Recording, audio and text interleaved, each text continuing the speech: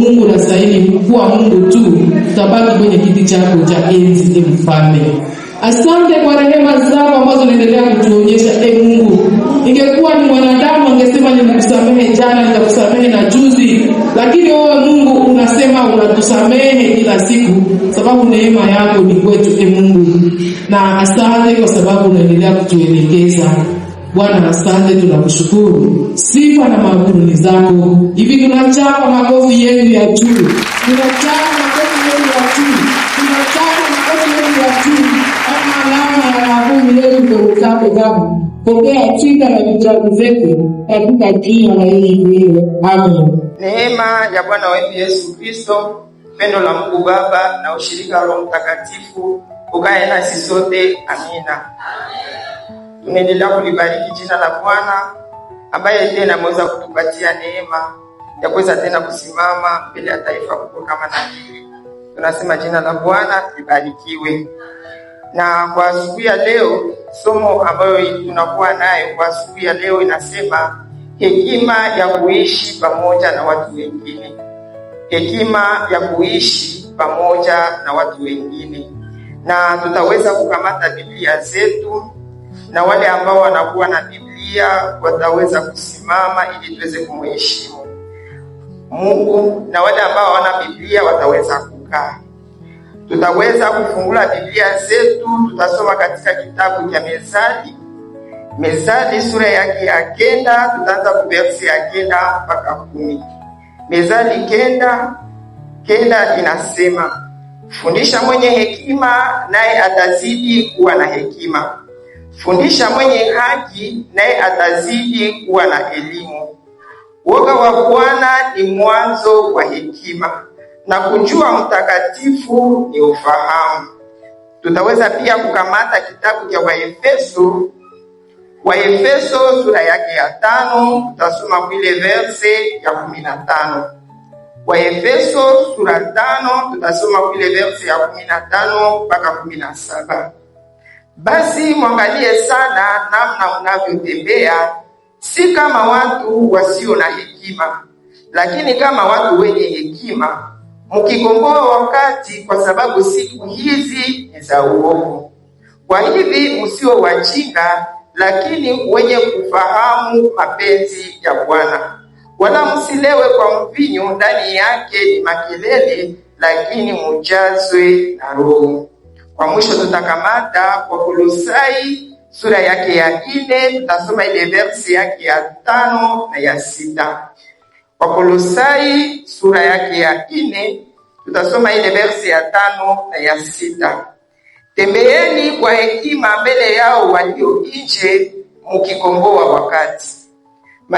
Masemo yenu yote yawe na neema siku zote, yakitengenezwa na chumvi, mupate kujua namna inavyowapasa nyinyi kujibu kila mtu ni neno la Bwana. Amen. Amen. Basi wale ambao wanakuwa na Biblia, Mungu awabariki na muweze kukaa. Na wewe kama umefika hapa kukuwa na ambao kukuja na Biblia, kuna wale ambao Biblia zinakuwa hata katika nyumba zao, umehangaiki. Mtoto wako akikuwa naenda kwa masomo na abebe vyombo vya kazi, unampigia kafimbo. Na wewe je, Mungu aweze kukupiga fimbo kwa siku ya leo? Tujikaze wa mama, sisi wa mama ndio tunakuwa vielelezo wa watoto wetu. Kama wewe mama unataka kuja kwa kanisa na ubebe Biblia, mtoto wako ataibebaka kweli? Tunakiaka disere Mungu. Vraiment tujitahidi sisi kama wa mama tuendelee kuwa mfano bora. Siku nyingine mama usikiake bila Biblia, jua ukiake tembea. Na zamani tulikuwa nasema Biblia tunakiaka nazo kanisa, na kanisa nao hatukiake tena nazo. Mungu endelee kutusaidia. Tumesema somo yetu ya asubuhi ya leo nasema hekima ya kujua kuishi pamoja na wengine. Hekima ya kujua kuishi pamoja na wengine. Tumeweza kusoma mashairi. Shairi ya kwanza tumeisoma pale katika kitabu cha Mezali, ambayo inaendelea kutuambia ya kwamba kule verse yake ya 9 inasema ya kwamba fundisha mwenye hekima naye atazidi kuwa na hekima. Tunashukuru waimbaji wetu wameweza kutufundisha maneno mengi kuhusu hekima. na tunaendelea kushukuru shirika letu ambalo kila mara zinatuendelea kutuletea teme za mwaka ambazo tena zinaendelea kutuimarisha kila siku kiroho. Na teme ya mwaka inahusu sana hekima, namna gani mfuasi ataendelea kuimarisha hekima yake. Na ndio maana kwa asubuhi ya leo Mungu anatuambia ya kwamba fundisha mwenye hekima naye atazidi kuwa na hekima. Hatusome somo hii si kwamba hatuna hekima, lakini Mungu tena napenda tuendelee kuwa na hekima ambayo inaendelea kupanda juu. Kwa ile shairi ya 10 inasema woga wa Bwana ni mwanzo wa hekima. Woga wa Bwana ni mwanzo wa hekima. Tungelikuwa na muda tungeliweza kujiuliza na kuulizana, kusema woga wa Bwana ndio kusema nini? Tungelipata muda, mtu mwingine anasema kama woga wa Bwana ndio nini? Pengine mtu anaweza kusema woga wa Bwana ni kuogopa manake Mungu. Sasa kwa mfano tunaweza enda katika njia, mnakutana na babandi.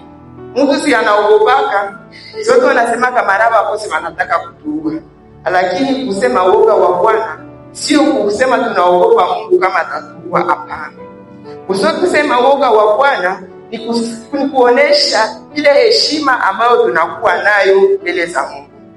Ni wakati tunapofika mbele za Mungu na tunamheshimu katika kazi zote ambazo Mungu anaendelea kufanya katika maisha yetu, na ile inaonesha tena woga wa Bwana. Katika kile kitabu cha Mezali sura yake ya 3, ile verse yake ya 19 nasema, kwa heshima Bwana aliweka misingi ya nchi, kwa ufahamu alisimamisha mbingu. Yaani kazi za Bwana zinaacha hata tunamuogopa. Wakati tunapoona hizi Mungu anafanya vitu vikubwa, hii inaonesha ukubwa wake na inaacha tunamuogopa na tunamheshimu.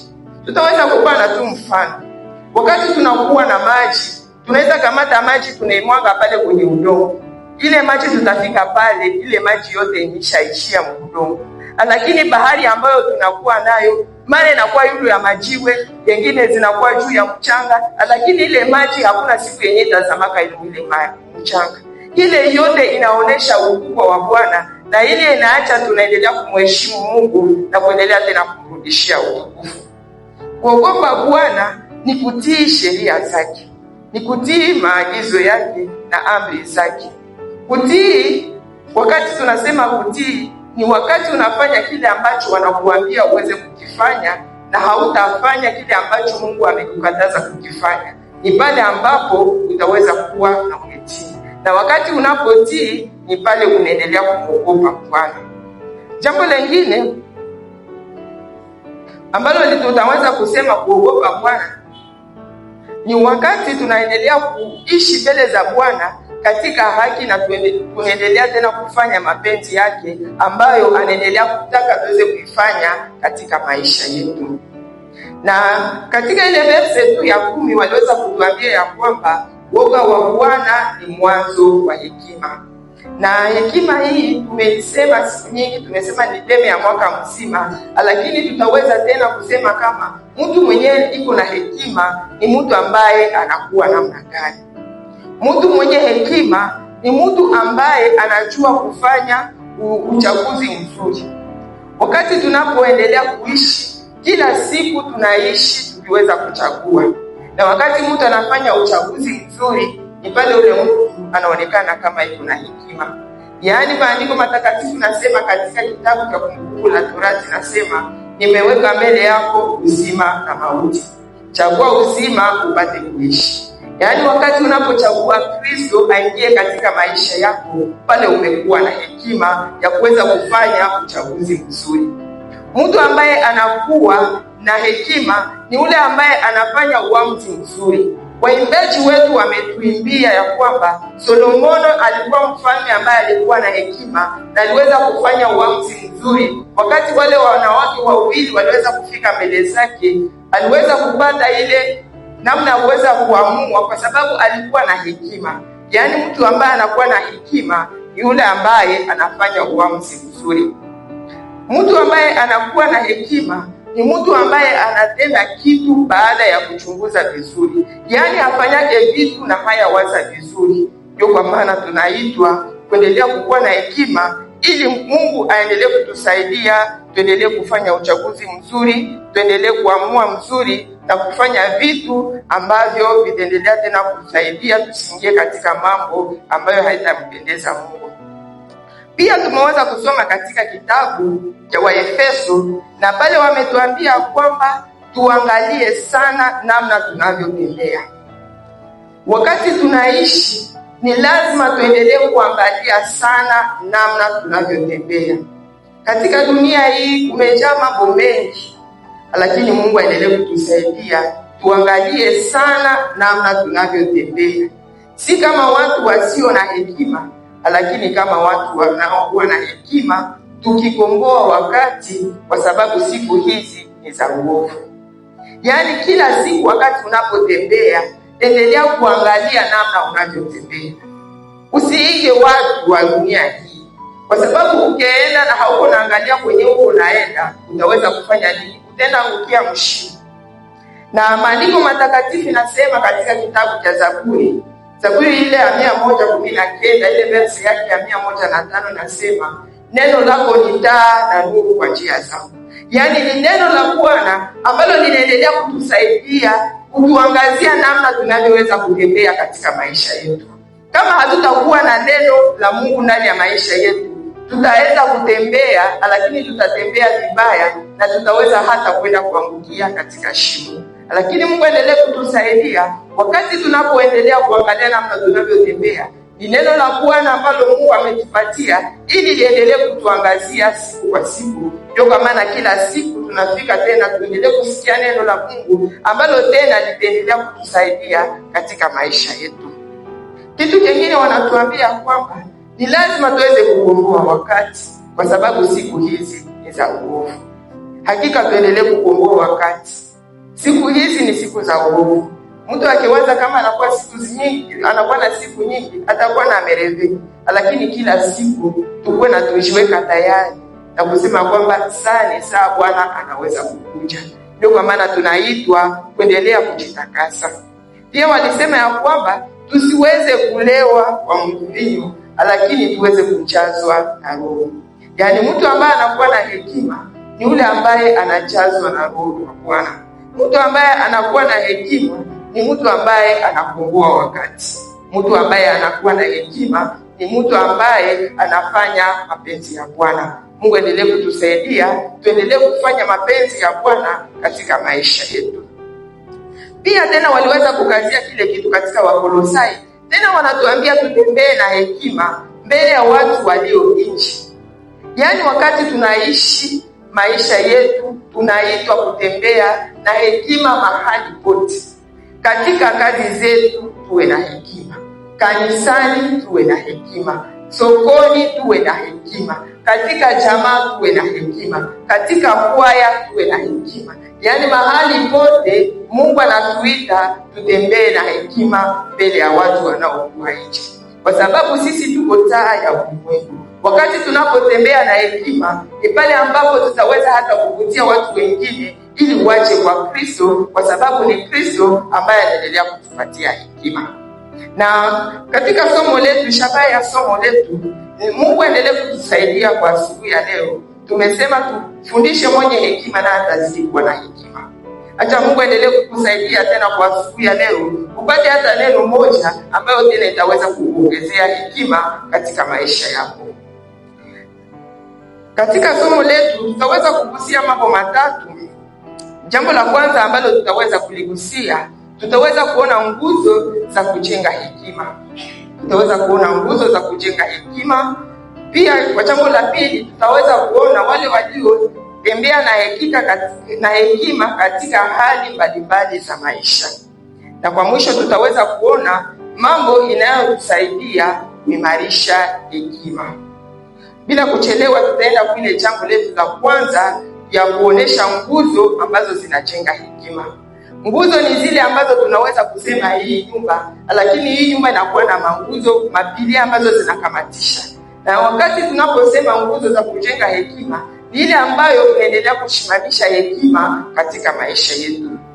Nguzo ya kwanza ambayo inasimamisha hekima ni kuogopa Bwana. ni pale ambapo tulisoma katika kitabu cha Mithali sura yake ya 9 ile verse yake ya 10 ambayo nasema kuogopa Bwana ni mwanzo wa hekima. Yaani wakati tunapomwogopa Bwana, tunapofanya mapenzi yake, tunapomheshimu, tunapomrudishia utukufu, ni pale ambapo tutakuwa na hekima. Jambo la pili ambalo linaweza kutupatia hekima, jambo la pili kama nguzo ambayo inaleta hekima, tunaipata katika kitabu cha Mithali. Mithali 11 kile verse yake ya 2 inasema, wakati majivuno yanapokuja, halafu haya inakuja, lakini hekima ni pamoja na mwenye unyenyekevu. Yaani nguzo ya pili ni wakati tunapokuwa na unyenyekevu na wakati tunapojitambua. Hauwezi kuwa na hekima kama hauna unyenyekevu. Hauwezi kuwa na hekima kama haujitambuaje. Unyenyekevu, maana watu wanaona mtu mnyenyekevu wakati watu wanapokupatia correction. Wakati watu wanapokuambia neno ambayo pengine imeendeka vibaya, pale wanaonaka mtu mwenye iko na hekima na mtu mwenye hana hekima. Kwa nyuma tutaweza kuona nyakati mbalimbali ambapo watu wanakosa hekima. Mtu ambaye anakuwa na hekima ni mtu ambaye anajitambua. Wakati tunapoishi katika maisha yetu, si kwamba tumefika, si kwamba tumekamilika, lakini kila siku neno la Bwana linaendelea kututengeneza, linaendelea kutubadilisha siku baada ya siku. Kama haujitambui ni maisha yako ya kwamba kuna vitu ambavyo unashindwa, hauwezi kuwa na hekima. Na maandiko matakatifu yanasema usikuwe na hekima kwa macho yako mwenyewe. Yaani unaweza zaliwa shaka kuwa na akili kumbe na hauna akili. Yaani mtu ambaye anajitambua na anajua kwamba hapa ninaweza kushindwa, ule mtu anakuwa na hekima. Kitu kingine ambacho ni nguzo ya kutupatia hekima ni wakati tunapopenda kufundishwa na kusoma neno la Mungu. Wakati mtu yuko na hamu ya kufundishwa, huyu mtu anapataka hekima. Lakini ukikuwa na bakia, kwa watu ambao wamebakia katika nyumba zao wanasema nenda kwanza kula tatu, tena watatuambia vya wapi, tushakasikia vya mingi. Lakini wakati mtu anapozogelea mafundisho, hii kuzogelea mafundisho inasaidia mtu kuwa na hekima. Na shairi nyingine inasema tembea na wenye hekima na utakuwa na hekima. Yaani ukizogelea watu wenyewe wiko na hekima na utakuwa na hekima. Lakini ukitembea na watu wakosa adabu, unasikukiaka na unaoshaanza sema vile. Yaani wakati tunapopenda mafundisho, wakati tunapopenda kusoma, wakati tunapopenda kusikia mashauri ya watu wengine, ile itatusaidia kuwa na hekima. Kitu kingine ambacho ni nguzo ambayo inasimamisha hekima ni kuchunguza vizuri mbele ya kukamata uamuzi. Yaani wakati tunapoishi, Mungu aendelee kutusaidia tuendelee kuchunguza vizuri mbele ya kukamata uamuzi. Wakati tunapoishi, mara shetani anapendaka atuletee tukuwe na maprese katika maisha. Lakini Mungu aendelee kutusaidia tukuwe napata muda ya kuendelea kusikiliza Roho wa Bwana kama anatuambia nini mbele tuweze kukamata uamuzi. Jambo lingine ambalo lina nguzo ya kuweza kutusaidia kuwa na hekima ni kuomba roho ya hekima. Yaani katika maisha yetu ni tunaitwa kuendelea kuomba roho ya hekima. Solomono aliweza kuomba hekima na Mungu aliweza kumpatia. Katika kitabu cha Yakobo sura 1 ile verse yake ya 19 nasema ukipungukiwa na hekima muombe Mungu. Yaani wakati unapoomba Mungu, mtu anaomba kitu kenye uko nacho bezwa. Wakati unapoomba Mungu akupatie hekima, Mungu ni mwaminifu, atakupatia hekima. Kitu kingine ambacho ni nguzo ambayo inasimamisha hekima ni kuishi kweli na haki. Wakati unaishi pamoja na watu wengine, kazini, mahali pote, kuwa na zoezi ya kusema kweli. Maana kweli imepunguka sana katika maisha yetu. Unaweza kuwa naenda nafasi fulani, wanakuuliza uko wapi, pengine akose hata au yatoka nyumbani mwako, lakini unasema bongo. Tujue kwamba bongo ni kitu kibaya sana katika maisha yetu. Mungu aendelee kutusaidia. Tumeona kama uongo imekuwa kama kawaida, lakini uongo imeleta mambo mengi na imeacha hata tunakufa. Kwa sababu shetani alileta uongo kwa wanadamu na mwanadamu alisikia ile uongo na inaacha mpaka leo dhambi imeingia duniani. Yaani tusikuwe na neglige uongo. Unasema tu kweli. Na wakati unakuwa mtu wa kusema kweli, ile itakusaidia kuwa na hekima. Lakini ukikuwa mtu mwenyewe unasema bongo, unasema ule mtu hana hekima. Yaani Mungu endelee kutusaidia tuweze kujua kweli, na kweli ni Kristo. Yaani neno la Mungu nasema mkijua kweli na kweli itawaweka huru. Na huyo kweli ni Yesu Kristo, kwa sababu wakati mtu anapokuwa katika dhambi, huyo anakuwa mfungwa. Lakini wakati unapojua kweli, ile kweli inakuweka huru kutosha katika utumwa wa dhambi. Tunaitwa kujua kweli na kweli itatuweka huru. Wakati unapojua kweli, ni pale ambapo utaweza kusema kweli. Hawezi weza kusema kweli yenye haujui. Hawezi weza kuishi kweli yenye haujui. Yaani Mungu aendelee kutusaidia. Kama uko mama humu ambayo hauyakuwaka na kweli ndani ya maisha yako, asubuhi ya leo pokea Yesu Kristo ambaye ni kweli aweze kukuweka huru, kwa sababu dhambi inatufanya kuwa watumwa. Lakini wakati tunapoijua kweli, na ile kweli inatuweka huru. Mungu aendelee kutusaidia. Kama hujapata kweli ndani ya maisha yako, uweze kumpokea Kristo ili uweze kuishi kweli. Kitu kingine ambacho kitatusaidia kuweza kusimamisha hekima katika maisha yetu ni wakati tunapoweka neno kwa matendo. Kwa sababu maandiko matakatifu inatuambia kwamba msiwe wasikiaji, lakini muwe watenda wa neno. Wakati tunapoishi na watoto wetu nyumbani, mara tunasema huyu mtoto hasikii yake. Si kwamba ule mtoto masikio yake ni kiziwi, hapana. Lakini mtoto mwenyewe anasemaka hasikii yake, ni mtoto mwenyewe unatumaka hata vifaa. Na wakati tunapoishi, Mungu anaendelea kutuambia yale ambayo anataka katika maisha yetu. Wakati hatuiweke kwa matendo, maana yake tuna masikio lakini ambayo haisikii. Mungu anapenda tuendelee kuweka neno lake kwa matendo. Wakati anapotuambia neno tuiweke kwa matendo, ni pale ambapo tutakuwa na masikio ambayo inasikia. Na kila mara tuendelee kuombea masikio yetu ya roho. Mungu aendelee kutusaidia. Hatuwezi kuweza kumpendeza Mungu kama hatusikie Mungu. Na Mungu anaweza kusema na wewe, unazania kama ni mtu mwingine yuko nasema na wewe. Mungu aliweza kumuita Samueli. Samueli alikuwa anazania Eli njoo yuko namuita. Lakini kumbe na Mungu njoo yuko naita Samueli. Na wakati Eli aliambia Samueli ya kwamba utasema Bwana mimi ni hapa. Somo hii pengine utaweza sema fulani angelikuwa hapa kama ameshisikilia. Lakini Mungu njoo mwenyewe yuko nakuita. Wewe njoo uko naita, usizanie mwingine njoo mwenyewe Mungu yuko naita, lakini ni wewe ambaye Mungu yuko naita. Yaani wakati tunaposikia neno la Mungu, tuweze kuliwekwa kwa matendo, na pale tutaweza kuendelea kukua na hekima. Jambo letu la pili tulisema ya kwamba tutaweza kuona wale ambao walitumia hekima katika hali mbalimbali za maisha. Mfano wa kwanza tutaona Rutha wakati alipokuwa pamoja na mama mkwe wake. Rutha aliweza kutumia hekima ili aweze kuishi na Naomi. Tunajua historia hii sana, tumeisoma sana sisi wa mama. Tunajua ya kwamba mama mkwe wa Rutha aliweza kumwambia uweze kurudi, mimi ninaenda. Lakini huyu Rutha aliweza kubaki pamoja na mama mkwe wake na kusema ya kwamba mahali utakufa na mimi nitazikwa pale. Yaani ili tuweze kuishi hata na mabeli familia zetu, tunaitwa kuwa na hekima. Kama hatuna hekima, hatutaweza kukabiliana na changamoto ambazo zinakuwa katika beli familia zetu.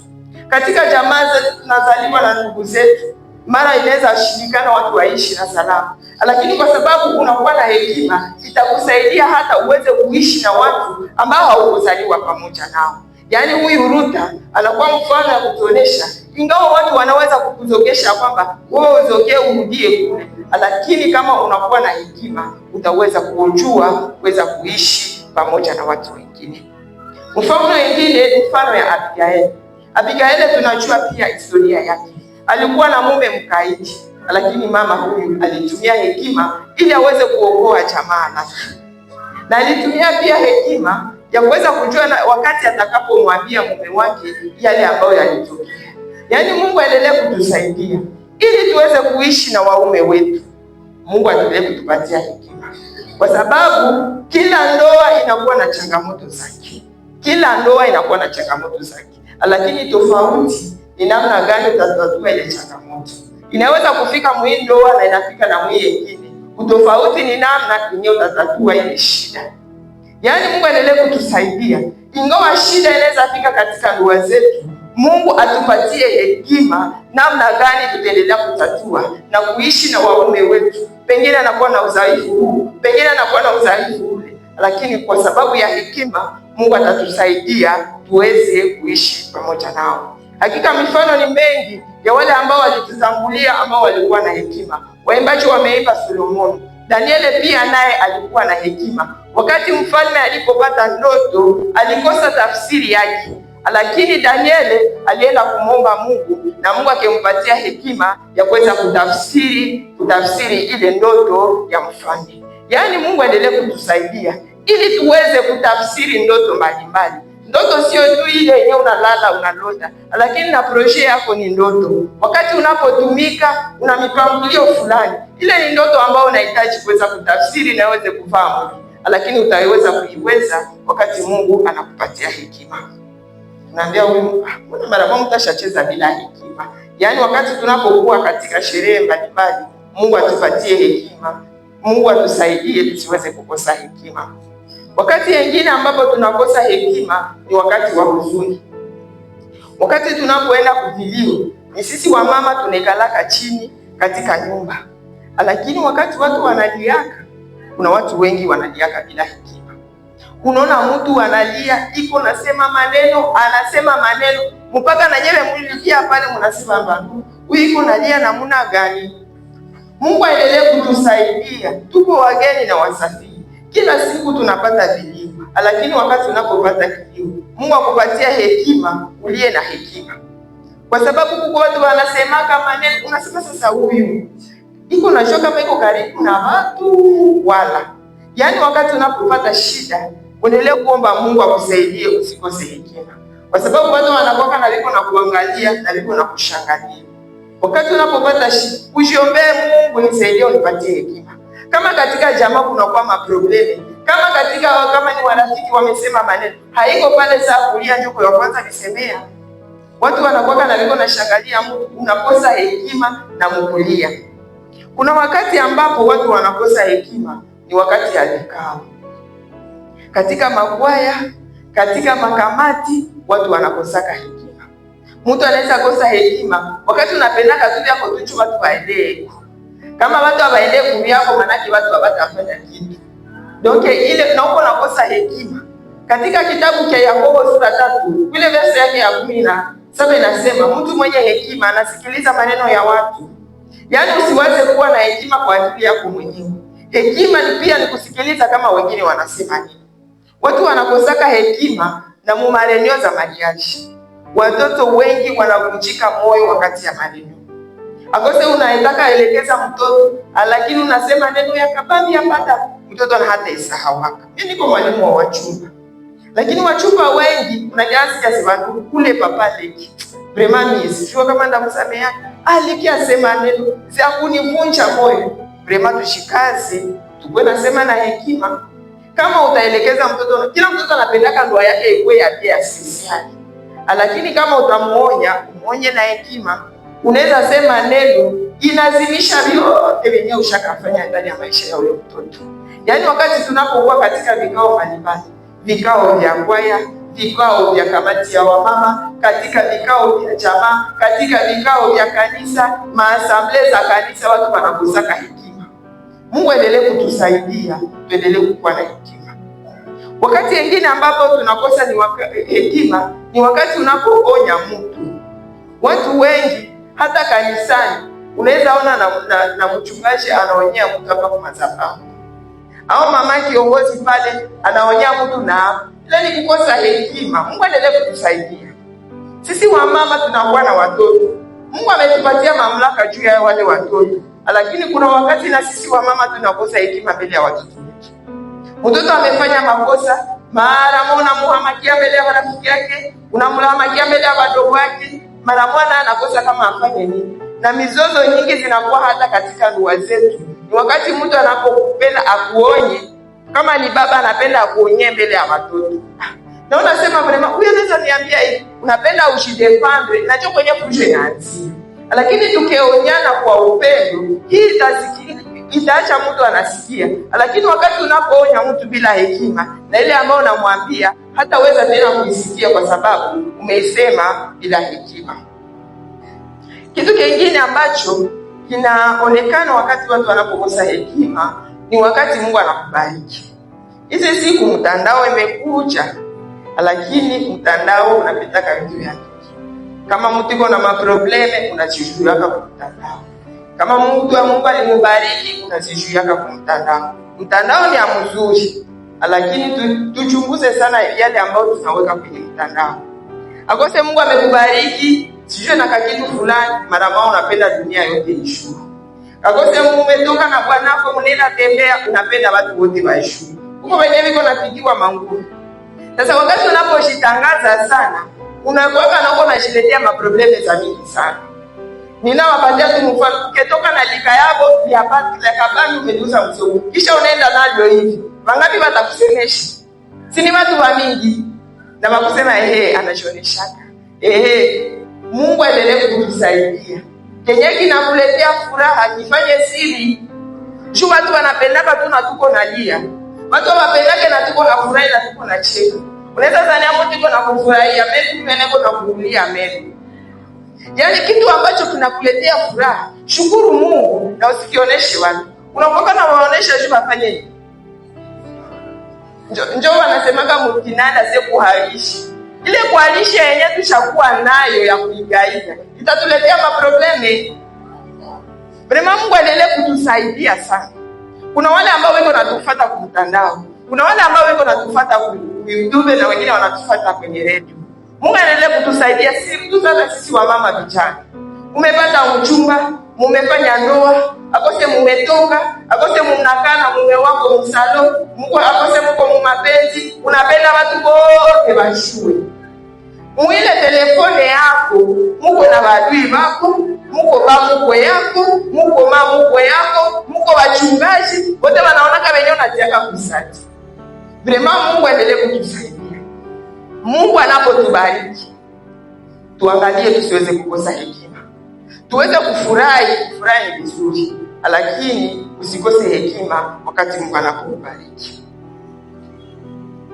Wakati mwingine ambapo tunakosa hekima ni wakati tunapoongea na watu wengine. Unaweza kufika mbisi, unaikala. Akose mwingine tu ameshikwaruza kuwe, pale unaweza kosa hekima. Hekima tunaweza kuikosa wakati mbalimbali katika maisha yetu. Lakini Mungu anatuita kila wakati tunapoishi na watu wengine tuwe na hekima. Tunaweza kusema ya kwamba Mungu aendelee kutusaidia kila siku na aendelee kutuwezesha. Tunataka kusema hapa nyakati mbalimbali ambazo tunaitwa kuwa na nyamazi. Kwa sababu hekima unaweza kuikosa katika masemi, hekima unaweza kuikosa katika mwenendo, lakini hapa tunataka kusema nyakati mbalimbali ambazo unaitwa kunyamaza. Wakati wa kwanza ambao unaitwa kunyamaza usiseme, ni wakati yenyewe unafurahi sana. Huko wakati yenyewe mtu anafurahiaka sana. Na njoo unakutanaka mumandoa, watu wakisha furahi sana, njoo vile tutampatia ng'ombe, njoo vile tutampatia. Na unakia kutana ni nini? Mbongo. Sema nakia iuliza sasa ile ng'ombe iko wapi? Silikuwa tushafurahi sana. Ndio unakia kutana, mtu anafanya nini? Anakosa hekima wakati anafurahi.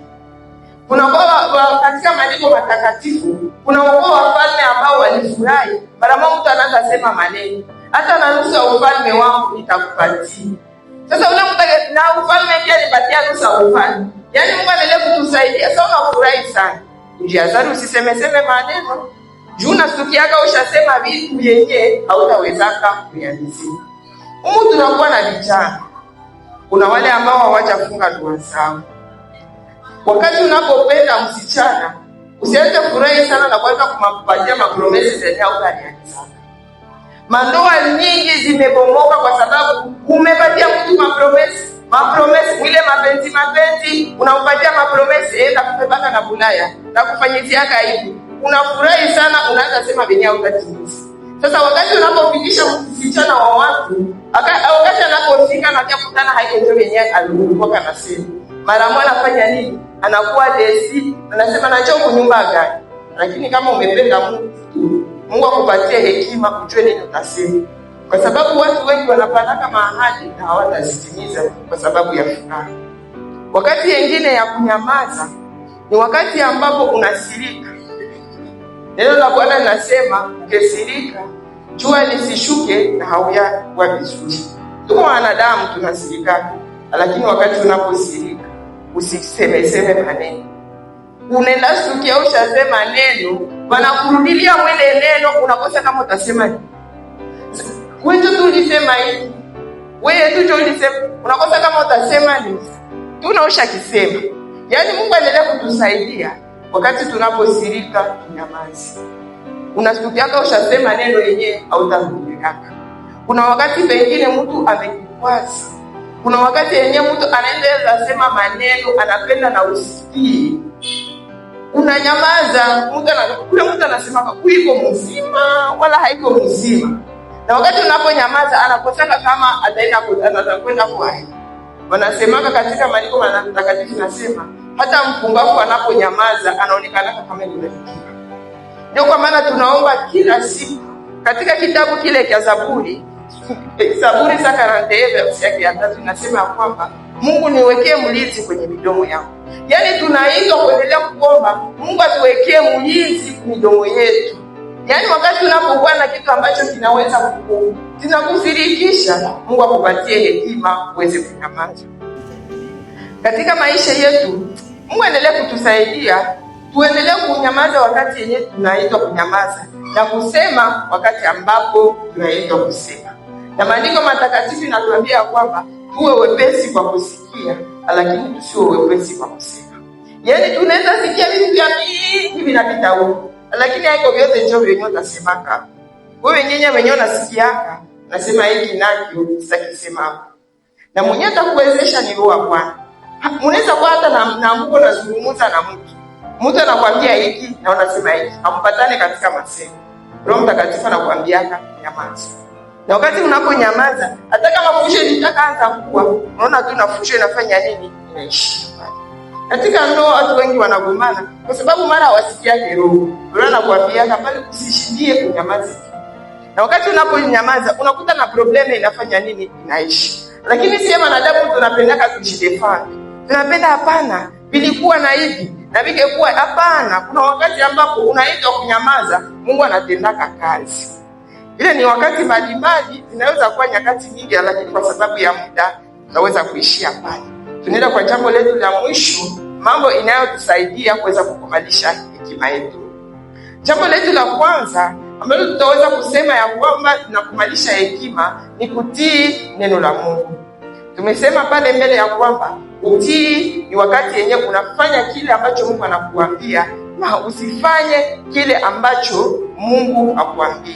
Tutakamata tu mfano katika kitabu cha Zaburi sura yake ya 1 mstari wake wa 1 mpaka 3. Ile shairi tunaijua vizuri. Inasema, heri mtu yule asiyekwenda katika shauri la waovu, wala hasimami barazani mwa wenye kudharau, lakini furaha yake ni katika sheria ya Bwana, na katika sheria ya Bwana anawaza mchana na usiku. Katika shairi hili kuna yale ambayo Mungu anatukataza tusiweze kuifanya. Anatuambia tusiende katika shauri la waovu, lakini anatuita furaha yetu ikuwe katika neno la Bwana. Yaani wakati unapoishi, jiulize, ni nini yenyewe Mungu ashaka nikataza kwa maisha yangu? Au wewe unafanyaka tu yote? Kuna yale ambayo Mungu hataki tuweze kuifanya na kuna yale ambayo anatuita tuweze kuifanya. Wakati tunapotii neno la Mungu, hii itatuendelea kutusaidia tuweze kuimarisha hekima yetu. Kitu kingine ambacho kitatusaidia kuweza kuimarisha hekima yetu ni wakati tunaendelea kumuomba Mungu. Mungu wakati tunapomuomba anatupatia hekima. Mama kama hufanyake maombi ya kufunga, hawezi kuwa na hekima. Ukiona ushaanza jibia mbaya, ushaanza kose tombokea watoto mbaya, kamata maombi ya kufunga. Wakati unapokuwa katika maombi, Mungu anakupatia hekima nyingine. Hawezi jibia ovyo na kukupigia. Wakati unapokuwa ukichunguza vizuri, maombi imepunguka ndani yako. na kutombokea watoto unataka batumbukia na unaanza piga na mtoto na kuyenyange mpiga. Lakini ukitambua hivi, kamata kipindi cha maombi. Na wakati unapokamata kipindi cha maombi, Mungu tena atakutengeneza na utakuwa na hekima. Maombi inatusaidia kuimarisha hekima yetu. Kitu kingine ambacho kitatuimarisha hekima yetu ni wakati tunapomsikiliza Roho wa Bwana. Wakati tunaposikiliza Roho wa Bwana, anatupatia tena hekima ya kuweza kuishi pamoja na watu wengine. Maisha ambayo tunaishi, maisha yetu ambayo tunaishi, mwanadamu anaumbiwa na vitu vitatu, tuseme vile. Mtu anakuwa na mwili, roho na nafsi. Na wakati tunapoishi, mwili yetu iko na percentage ya kidogo mu maisha yetu, lakini roho na nafsi iko na bahati ya kabambi mu maisha yetu. Yaani mwanadamu iko plus spirituel que physique. Kama hatutaisikiliza Roho wa Bwana, hatutaweza kumpendeza Mungu. Kwa sababu Roho wa Bwana ataendelea kutupatia namna gani tutaendelea kutembea.